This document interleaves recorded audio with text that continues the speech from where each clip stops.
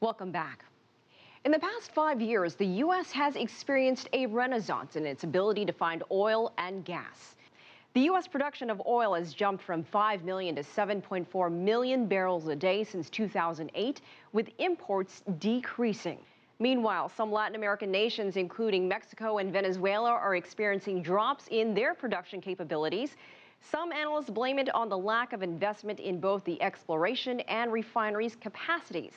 So what does this all mean? We're joined by Daniel Yergin, author of the book, The Quest, Energy, Security, and the Remaking of the Modern World. Thanks so much for joining us.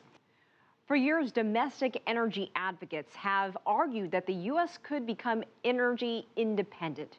Could it, and how feasible is it? Well, for years, going back to President Nixon in the 1970s, there was discussion about energy independence, and for many years it seemed ridiculous, it couldn't happen.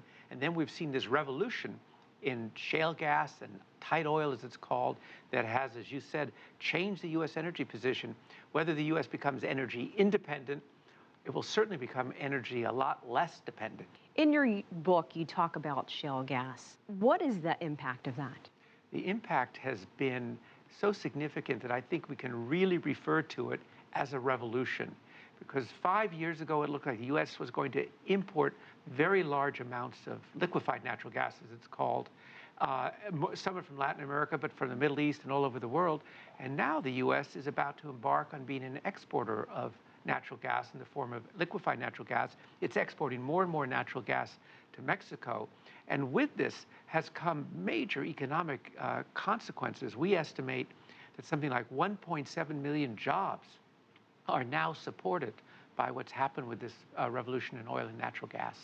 Let's turn to Mexico and Venezuela. With the increase in oil production here in the United States and energy, how will it affect those countries that are so close to us? Well, let's look at Mexico first, because Mexico, as you say, has been looking at a fall in oil production. It needs investment, it needs technology, and the new president has made clear that there's a consensus for modernizing, reforming, bringing up to date the Mexican industry, connecting it with the world industry in order to turn the tide. So Mexico is both looking at offshore oil.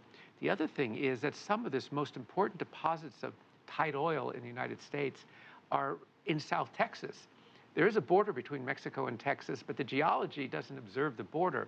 So it's thought that Mexico has significant potential too, but it's going to require technology, and it's going to require investment. And certainly Mexico, I think, ultimately doesn't want to be left out of this revolution. And now what about Venezuela? It's a country that the United States doesn't have a great relationship with. Yeah, Venezuela has, of course, over the last decade and a half gone in a different direction. And its production is down considerably. It's underinvesting in its oil and gas industry. It has a lot of problems in it, challenges in it. And so Venezuela is actually at a point where the U.S. is still its most important market. But as you see more Canadian oil sands coming in, that's going to push out Venezuelan oil. So Venezuela could be looking at problems to find markets for its particular heavy oil. And if it's going to turn around its production, it has to create a more favorable environment for investment.